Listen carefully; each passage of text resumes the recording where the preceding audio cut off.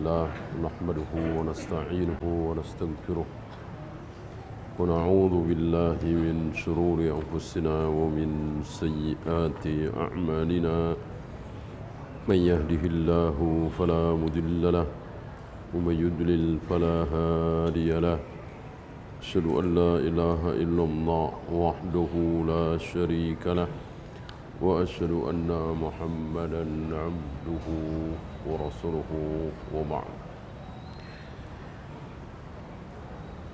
Kita melanjutkan pasal tentang sunnah Rasul sallallahu alaihi wasallam. Kemarin kita bahas bahwa untuk membahas Al-Quran hanya butuh satu hal. Untuk membahas sunnah kita butuh berapa? Dua hal. Apa satu hal ketika kita membahas ayat Al-Quran? Yaitu istidlal. Betul apa tidak istidlalnya? Betul apa tidak pendalilannya? Ketika kita suruh anak istri kita untuk salat kemudian tidak mau, lalu kita diam saja, tidak mau memaksa, tidak marah, tidak mukul, lalu berdalil dengan la ikraha fid din, tidak ada paksaan dalam agama. Betulkah pendalilan seperti itu? Betulkah berdalil dengan ayat tersebut lalu membiarkan, tidak marah ketika anak istri kita tidak sholat, berbuat maksiat? Itu saja.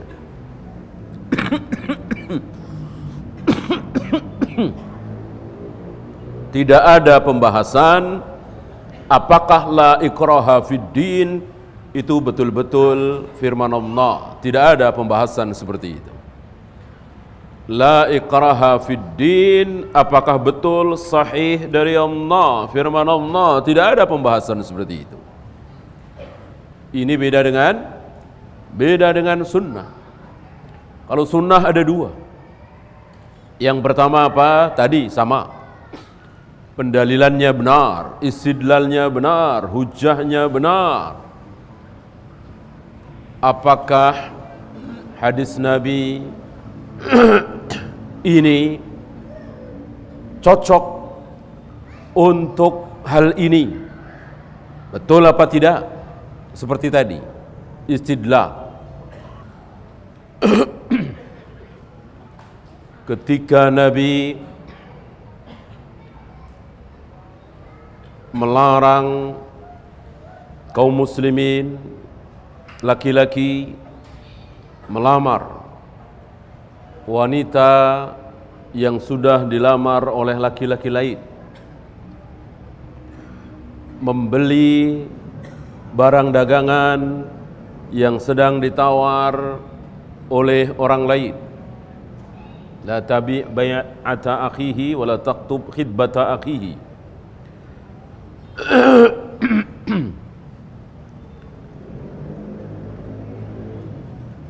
Apakah benar bahwa larangan Nabi ini berarti lelang haram? Karena lelang berarti membeli barang yang sedang ditawar oleh orang lain. Pak, saya berani 50 juta. Lalu si B datang, kalau saya berani 55. Lalu si C datang, saya berani 60 juta. Apakah dengan demikian ini haram karena ada larangan Nabi seperti itu? Ini pendalilan. Ini istidlal. Betul apa tidak? Sampai di situ tidak, masih ada satu lagi. Apa satu lagi? Apa satu lagi? Sahihkah? Betulkah Nabi bersabda bahwa jangan kalian membeli sesuatu yang sedang dibeli oleh orang lain Jangan kalian melamar wanita yang sudah dilamar oleh laki-laki lain. Apakah sabda Nabi itu sahih? Betul-betul itu sabda Nabi secara sanad, riwayat.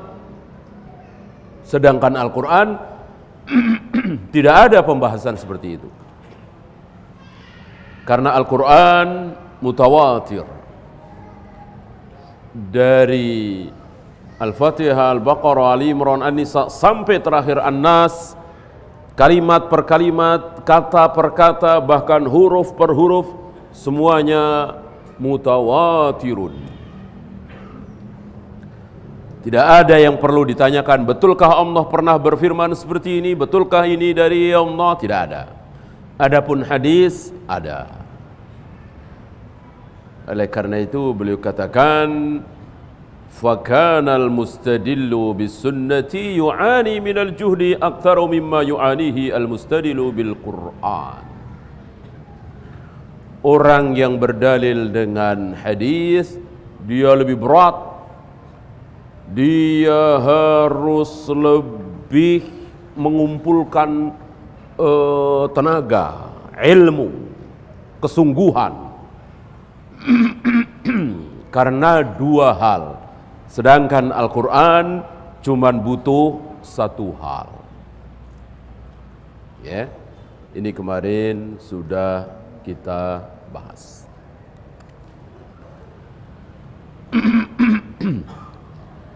Fa'idha sahad as-sunnatu an Rasulillah sallallahu alaihi wasallam. Ketika sebuah hadis sudah jelas-jelas sahih bahwa itu betul-betul dari Nabi sallallahu alaihi wasallam, maka bagaimana kedudukan hadis itu?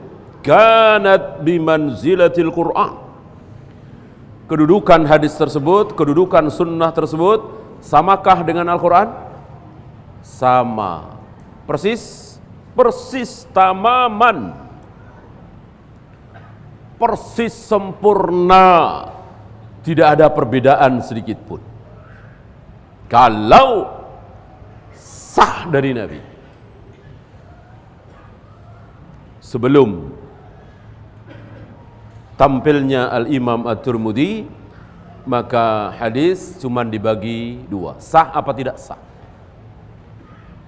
Sahih apa tidak sahih? Itu saja. Kemudian para imam ahlul hadis menambahkan ada Hasan. Ada Hasan bi ghairihi, ada Hasan li nafsihi. Adapun di awal-awal zaman tabi'in, atba'ut tabi'in, maka cuma dibagi dua. Sah apa tidak sah? Artinya betul ini dari Nabi atau bukan? Sah berarti dari Nabi, tidak sah berarti bukan dari Nabi sallallahu alaihi wasallam. Jika sudah sah bahwa itu betul-betul sabda Nabi, maka kedudukannya, isinya, hukumnya sama persis dengan ayat Al-Quran, tamaman, sama persis sempurna. Fi tasdiqil khabar wal amali bil hukmi. Membenarkannya sama persis, mengamalkannya sama persis. Perintah Allah dalam Al-Quran wajib kita taati. Perintah Nabi dalam hadis wajib kita taati. Wajibannya sama? Sama. Tidak seperti yang kita bahas kemarin. Apa? Perintah Nabi dalam hadis wajib kita taati. Perintah Allah dalam Al-Quran lebih wajib kita taati. Betul? Betul? Salah. Tidak ada tartib seperti itu. Larangan Nabi dalam hadis harus kita jauhi. Larangan Allah dalam Al-Quran harus lebih kita jauhi lagi. Betul? Salah. Tidak ada tartib seperti itu. Jadi sama persis. Bahkan dalam perjalanannya melanggar satu ayat, dosa.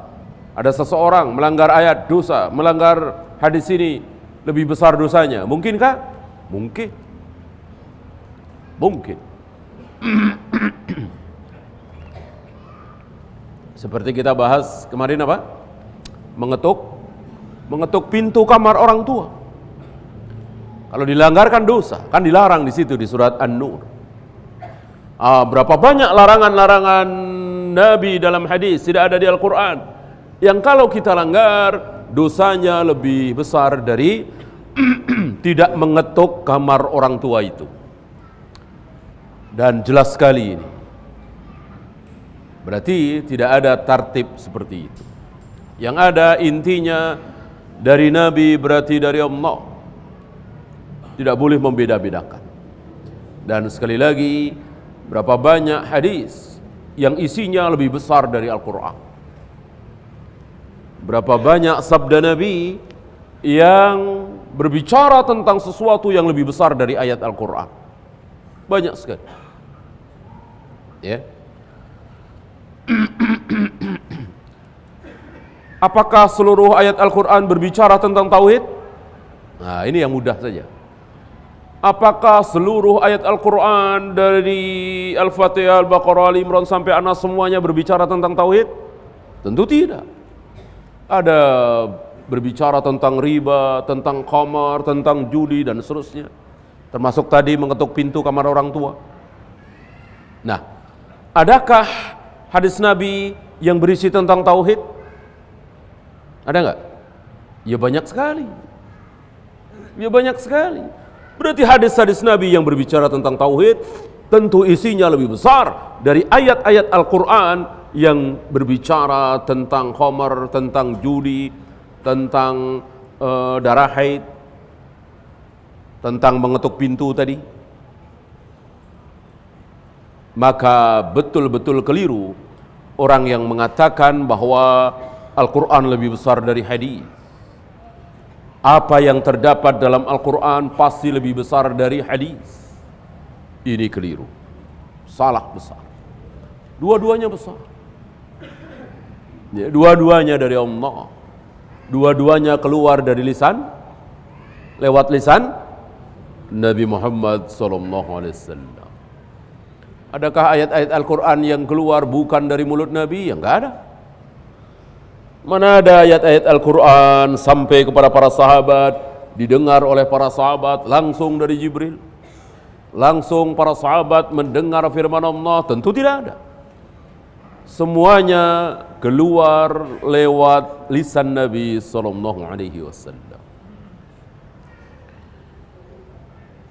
Kama qala ta'ala, beliau memberikan contoh di sini, memberikan hujjah di sini. Apa yang terdapat dalam suratul Nisa. Wa anzalallahu 'alaikal kitaba wal hikmah. Dan Allah turunkan kepada engkau Alkitab dan Al-Hikmah. Alkitab dan Al-Hikmah. Apa Al-Hikmah? Saya kira sepakat seluruh para ulama memahami ayat ini. Al-Hikmah adalah sabda-sabda Nabi, perbuatan Nabi, qauliyah Nabi, fi'liyah Nabi, takririyah Nabi, hamiyah Nabi. Ada 4 ya, sudah sering kita bahas. Adakah perbedaan di sini? Tidak ada perbedaan. Adakah wawu di sini sebagai tartib?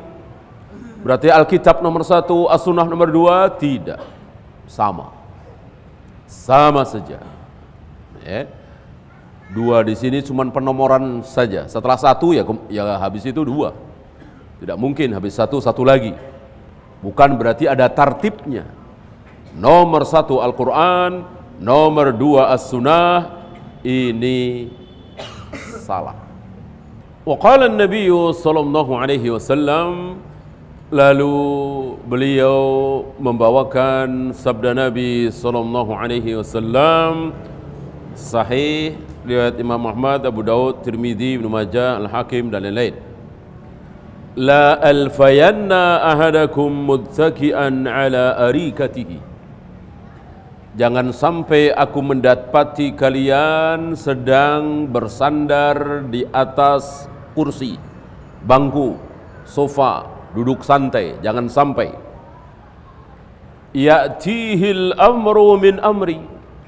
Lalu datang kepada dia, pada orang ini yang sedang duduk santai di atas bangku, di atas kursi, di atas sofa, datang berita dariku, datang khabar dariku, sunnahku. Fayaqul, lalu dia menolak. Dia mengatakan, la nadri, aku tidak tahu. Aku tidak tahu itu. Aku tidak tahu hadis itu. Yang dimaksud, aku tidak mau tahu.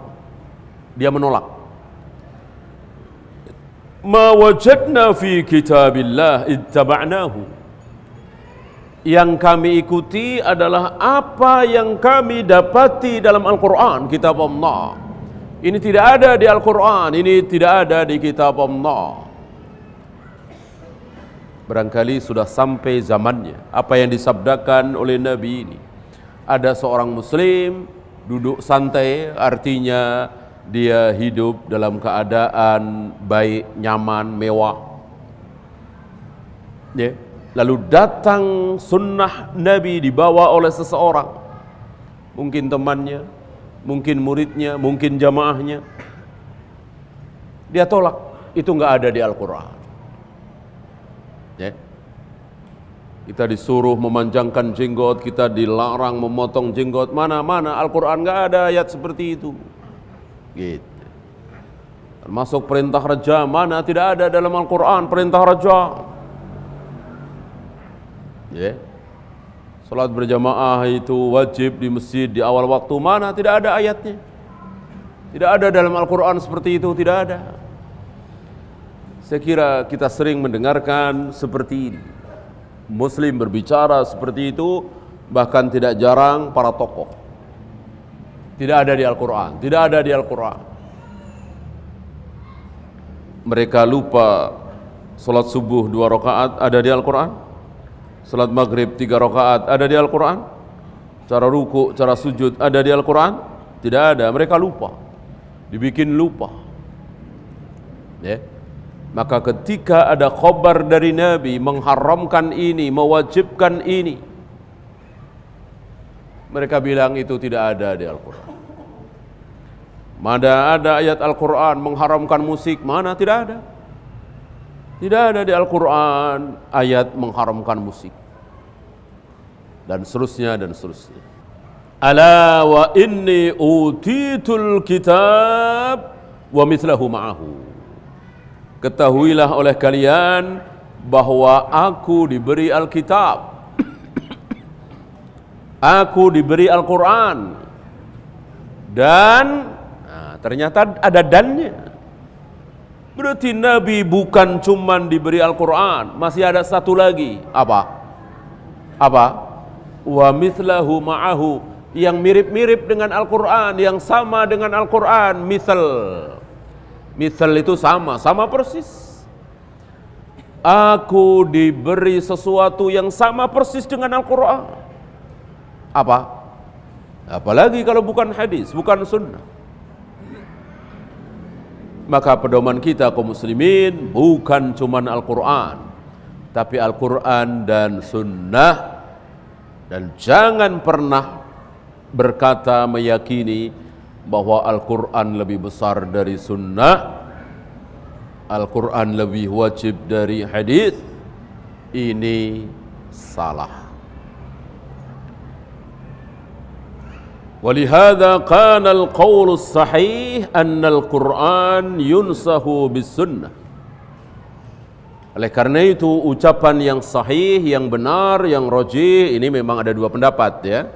Beliau langsung pilih yang rajih, yang sahih, yang benar, bahwa ayat-ayat Al-Quran bisa dimansuh oleh hadis. Kan sama kedudukannya. Kenapa nggak boleh? Gitu. Kecuali kalau kedudukannya berbeda. Bahwa Al-Quran lebih besar dari hadis, maka tidak mungkin sesuatu yang lebih besar dimansuh, dihapus oleh sesuatu yang lebih kecil. Kan sama, Al-Quran dan Sunnah kedudukannya sama. Oleh karena itu ketika kedudukannya sama, maka ayat Al-Quran dimansuh oleh hadis, mungkinkah? Mungkin. Idza sahhat anin Nabi sallallahu alaihi wasallam, dengan syarat hadis tersebut betul-betul sah dari Nabi, betul-betul sabda Nabi, betul-betul ucapan Nabi. Wa anna dzalika jaizun aqlan wa syar'an. Secara akal, secara syar'i ini enggak masalah. Tidak masalah. Ya. Peraturan presiden hari ini menghapus peraturan presiden sebelumnya, masalah apa tidak? Tentu enggak masalah. Karena sama-sama presiden, kan begitu. Ya. Yang masalah jika peraturan presiden dihapus oleh peraturan menteri misalnya, tentu ini masalah. Tentu tidak boleh. Karena peraturan presiden tentu lebih besar dari peraturan menteri. Karena Al-Quran dan Sunnah itu kedudukannya sama, maka hadis menghapus ayat Al-Quran tidak masalah. Kalau ayat Al-Quran menghapus ayat yang lain, sudah selesai pembahasan kita. Ada 3 macam sudah kita bahas ya. Hapus ayatnya, lafadznya, hukumnya masih ada. Hapus hukumnya, ayatnya masih ada. Hapus ayatnya, hapus hukumnya. Ya. Nah, itu ayat dengan ayat. Nah, masalah di sini yang beliau bahas sekarang ini adalah, mungkinkah hadis menghapus ayat? Al-jawab, mungkin. Ya. Walakin laisa lahu mithalun mustaqimun. Akan tetapi beliau mengaku kesulitan untuk memberikan contohnya. Tapi secara kaidah bisa. Bisa, ya. Saya tidak tahu kenapa beliau tidak membawakan hadis la wasiyata liwarithin. Padahal kalau ini dibikin sebagai contoh bisa juga. Ya. Beliau tidak membawakan contoh ini. La wasiyata liwarithin. Itu sabda Nabi. Artinya tidak boleh memberikan wasiat kepada ahli waris. Tidak boleh memberikan wasiat kepada ahli waris. Saya mengatakan bahwa jika saya meninggal, maka berikan 50 juta harta saya untuk anak tertua. Boleh apa tidak? Tidak boleh. Haram. Berikan 30 juta untuk ibu saya, untuk ayah saya. Bolehkah? Tidak boleh. Karena ayah, ibu, anak, istri, suami, 5 orang ini ahli waris. Apapun yang terjadi, apapun kasusnya, 5 orang ini pasti dapat waris. Ayah, ibu, istri, suami, anak. Ayahnya mayat, ibunya mayat, anaknya mayat, istrinya mayat, atau suaminya mayat kalau mayatnya perempuan. Apapun yang terjadi. Adapun saudara bisa dapat, bisa tidak, tergantung mayat punya anak laki-laki apa tidak. Kalau si mayat punya anak laki-laki, saudara mayat tidak dapat, mahjub, terhalang. Kalau si mayat tidak punya anak laki-laki atau tidak punya anak, saudara mayat dapat. Misalnya anak saya perempuan semua, maka saudara-saudara saya dapat harta dari saya, dapat warisan dari harta saya kalau saya mati. Ya. Nah, ahli waris diberi wasiat, bolehkah? Tidak boleh. Kata siapa? Kata Nabi SAW, la wasiyata liwarithin. Tidak boleh memberikan wasiat kepada ahli waris. Sementara ayat yang menyatakan bahwa jika engkau merasa dekat ajal, mungkin sudah tua renta atau terkena penyakit yang tidak ada harapan sembuh, atau istilah kita sudah divonis oleh dokter tidak bakalan sembuh, tinggal nunggu saatnya, Maka berikanlah wasiat kepada karib kerabat, ayah, ibu, dan seterusnya. Kan ada di surat Al-Baqarah, ya kan? Ada itu kan? Nah, bagaimana? Apakah ayat di surat Al-Baqarah ini terhapus oleh hadis tadi? Jelas. Ya. Walaupun bukan hadis itu satu-satunya. Di An-Nisa ayat 11-12 juga menjadi ayat tersebut nasikh, memansuh ayat yang terdapat dalam surat Al-Baqarah tadi. Tapi jika dikatakan bahwa hadis tadi la wasiyata liwarithin dijadikan sebagai hadis yang memansuh ayat tadi, ya tentu ucapan itu tidak salah. Tentu ucapan itu tidak salah. Memang kenyataan seperti itu. Kan bertentangan kan? Bertentangan. Ayat di surat Al-Baqarah itu mengatakan jika kalian merasa dekat ajal kalian, maka berikanlah wasiat kepada karib, kerabat, ayah, ibu, dan seterusnya. Sementara Nabi mengatakan tidak boleh memberikan wasiat kepada ahli waris. Apakah dua-duanya berlaku? Bingung. Kalau dua-duanya berlaku, bingung pasti kita, karena bertentangan jelas. Thariqatul jam'i, menjamak dua hadis ini tidak mungkin. Gimana caranya? Gimana caranya? Tidak mungkin, sulit sekali, nggak bisa. Maka para ulama mengatakan bahwa hadis tadi nasikh, ayat tadi mansukh. Kenapa? Karena kaidah tadi bahwa hadis bisa memansuh ayat. Kenapa bisa? Ya sama-sama firman Allah, sama-sama dari Allah. Apakah hadis itu karangan Nabi? Kan tidak. Wa ma yantiqu anil hawa in huwa illa wahyu yuha. Jelas itu. Semuanya dari Allah Rabbul Alamin. Qala al-muallif, beliau kembali kepada ucapan muallif Syekhul Islam. Fas-sunnatu tufassirul Qur'an. Sunnah itu menafsirkan Al-Qur'an. Wa tubayyinuhu wa tadullu alaihi wa tu'abbiru anhu.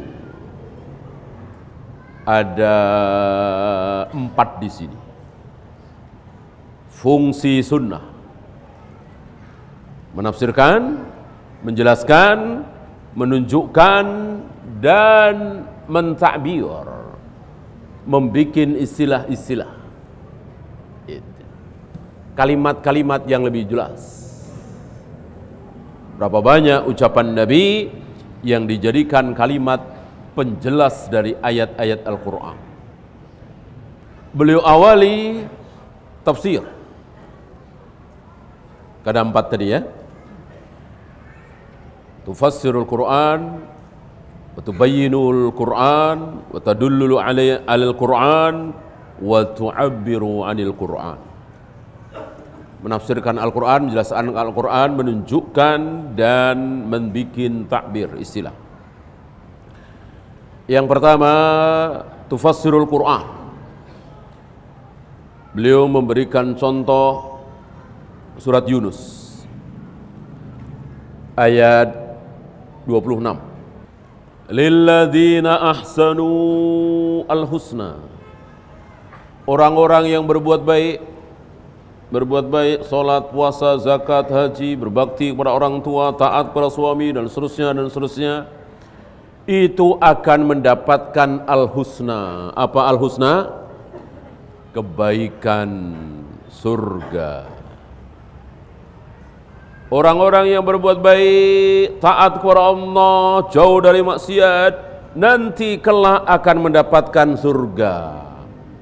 Wa ziyadatun, mendapatkan surga dan ada tambahannya. Kalau surga sudah jelas, ada bidadari cantik, ada gedung megah, ada sungai susu, ada sungai madu, ada apapun kenikmatan yang belum pernah kita lihat, belum pernah kita dengar, belum pernah terbayangkan di hati kita. Itulah surga. Pertanyaan selanjutnya, lalu tambahan apa? Wa ziyadatun, surga dan ada tambahannya. Tambahannya apa? Tentu kita bertanya-tanya. Apa tambahannya ya Allah? Dan tidak dijelaskan dalam Al-Quran. Tidak ada di ayat lain. Di surat Hud misalnya, di surat Al-Baqarah misalnya, di surat Yasin, nggak ada. Tambahan ini apa? Sebab kalau dikatakan itu wanita cantik, bidadari, ya sudah disebut surga. Gitu. Apa nyebut ini kan sudah ada di surga. Kok ada tambahan? Tambahannya apa? Tidak ada di ayat lain. Adanya di mana? Adanya di hadis. Haitsu fassaraha an-nabiy sallallahu alaihi wasallam bi annaha an-nadharu ila wajhillah azza wa jalla. Ditafsirkan oleh Nabi, sudah lewat hadisnya, bahwa yang dimaksud dengan tambahan di sini adalah melihat, menyaksikan wajah Allah. Itu bukan bagian dari surga. Karena surga tentu tidak ada Allah di situ. Karena surga kan makhluk, tidak mungkin Allah menempel di makhluk. Menempel di ars saja tidak. Allah itu bersemayam di atas ars, bukan duduk nempel di ars, tidak. Apalagi surga. Allah tidak berada di surga, Allah tidak berada di neraka, Allah tidak menempel pada makhluknya. Maka ketika disebut surga, tentu bukan termasuk melihat wajah Allah. Maka dikatakan waziyadah. Orang-orang yang taat, berbuat baik, bertauhid, tidak syirik, melakukan sunnah, tidak bid'ah, nanti akan mendapatkan surga dan ada tambahannya. Apa tambahannya? Melihat wajah Allah, ru'yatullah. Siapa yang menjelaskan ini? Nabi SAW. Manusia yang paling tahu tentang Al-Quran, manusia yang kepada beliaulah ayat Al-Quran turun. Maka tidak ada pengetahuan beliau tentang Al-Quran yang salah, yang syubhat, tidak ada. Ketika beliau tahu tentang ayat, pasti pengetahuan itu benar. Beda dengan kita, beda dengan tokoh kita, bahkan ulama kita. Ulama mengatakan sesuatu tentang Al-Quran ternyata salah. Mungkinkah? Mungkin. Mungkin, nggak usah jauh-jauh. Adi bin Hatim membaca apa yang terdapat dalam surat Al-Baqarah itu, kulu washrabu hatta yatabayyana lakum. Makanlah, minumlah sampai jelas bagi kalian mana benang putih, mana benang hitam. Adi bin Hatim sahabat ini faham dengan ayat itu, memahami ayat itu dan pemahamannya benar? Tidak, salah. Adi bin Hatim memahami ayat itu dengan pemahaman yang salah. Sahabat, apalagi yang bukan sahabat. Untung masih ada Nabi. Alhamdulillah Nabi belum wafat, Nabi masih hidup. Maka Nabi meluruskan kesalahan Adi bin Hatim. Bukan itu maksudnya. Kan Adi bin Hatim sambil sahur, sambil makan sahur, sambil melihat benang putih dan benang hitam yang diletakkan di atas bantal. Sambil sahur, sambil melihat itu. Selagi belum jelas mana yang putih, mana yang hitam, masih boleh makan, masih belum boleh minum. Kira-kira kalau di kita sampai jam berapa itu? Ini enggak ada lampu ya? Ya mungkin 5:30. 5:30 baru kelihatan mana benang yang putih, mana yang hitam, enggak ada lampu. Tentu ini salah. Tentu ini salah. Ya. 4:30 lebih sedikit sudah tidak boleh makan dan minum. Padahal benang putih, benang hitam belum kelihatan. Padahal ayatnya seperti itu. Makanlah kalian, minumlah kalian, sahur, sampai jelas mana benang putih dan mana benang hitam. Enggak faham Adi bin Hatim. Yang faham Nabi SAW bahwa yang dimaksud benang putih dan benang hitam adalah fajar, minal fajri. Baru tahu setelah diberitahu oleh Nabi SAW. Contoh berikutnya, Al-Anfal 60. Wa'iddu lahum mastata'tum min quwwatin. Dan persiapkanlah untuk mereka apa yang kalian sanggupi yang berupa kekuatan. Turhibuna bihi aduwallahu aduwakum. Untuk apa? Untuk menakut-nakuti musuh Allah dan musuh kalian. Maka musuh harus ditakut-takuti. Dengan apa menakut-nakuti musuh orang-orang Islam? Dengan kekuatan. Dengan kekuatan min quwwatin. Apa kekuatan di sini? Enggak dijelaskan. Al-Quran tidak menjelaskan. Maka Nabi yang menjelaskan. Apa penjelasan Nabi tentang kekuatan ini?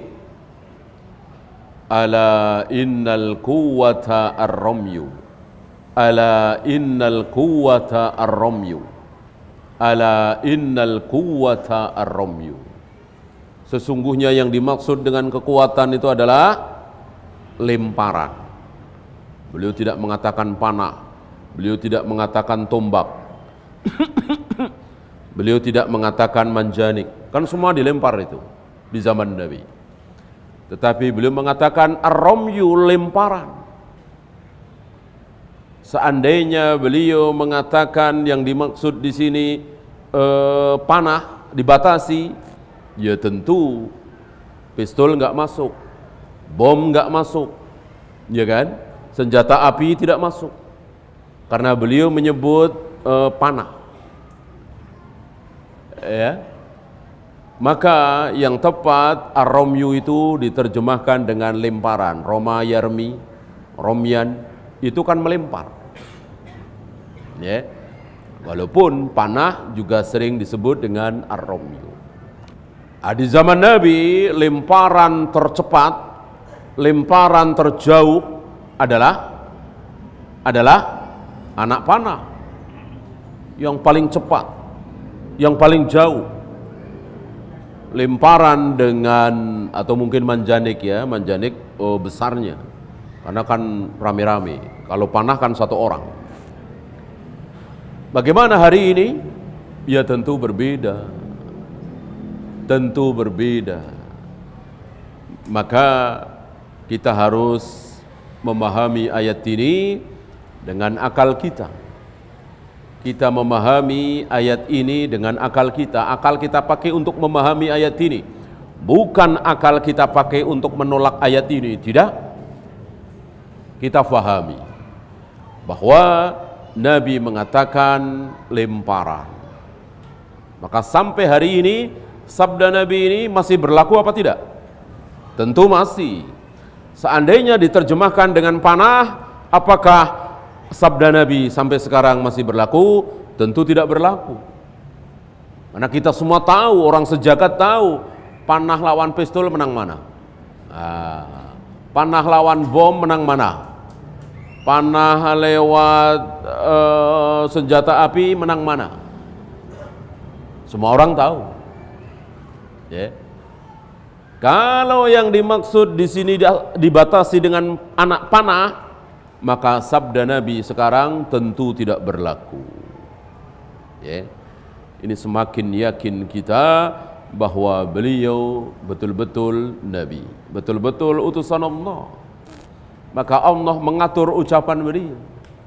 Padahal insya Allah beliau tidak tahu, belum tahu bahwa nanti di akhir zaman ada pistol, ada bom, ada ini, ada itu. Tahu dari mana? Beliau kan tidak mengetahui hal yang gaib, tapi Allah Maha tahu. Maka Allah atur ucapan Nabi, jangan sampai nanti salah. Maka Allah menuntun Nabi untuk mengatakan lemparan, bukan manjanik, bukan dibatasi dengan panah. Gitu ya. sama dengan apa yang Allah firmankan ketika Allah mengatakan bahwa kami telah membuat kendaraan-kendaraan untuk kalian. Apa? Kuda, unta, keledai, kapal, perahu. Adakah yang lain? Adakah di luar itu? Tidak ada, sudah disebut semua. Sudah disebut semua. Keledai, kuda, unta, kapal, perahu. Ada kendaraan lain di luar itu, di zaman itu? Tidak ada, sudah disebut semua. Tapi kenapa Allah katakan wa khalaqna lahum mim mithlihi ma yarkabun? Dan kami juga ciptakan di luar itu yang akan kalian naiki dengan fi'il mudhari', boleh diterjemahkan dengan akan. Ini menunjukkan Allah Maha tahu bahwa nanti di tahun sekian, di abad sekian akan ada motor, mobil, kereta api, pesawat dan seterusnya. Allah Maha tahu. Nabi enggak tahu. Tapi Nabi dijaga mulutnya oleh Allah untuk tidak mengucapkan kalimat yang salah. Ya. Bahkan ada petunjuk bahwa nanti akan ada kendaraan-kendaraan lain. Sebagaimana Ar-Romyu ini. Ini tafsir, menafsirkan. Sekarang kita lanjutkan menerangkan. Wa tubayyinuhu. Yang dimaksud adalah tubayyinul mujmal minhu. Menerangkan yang mujmal, yang garis besar, belum tafsil, belum rinci. Seperti wa aqimus shalah, tegakkan salat, dirikanlah salat. Ini diulang-ulang dalam Al-Quran.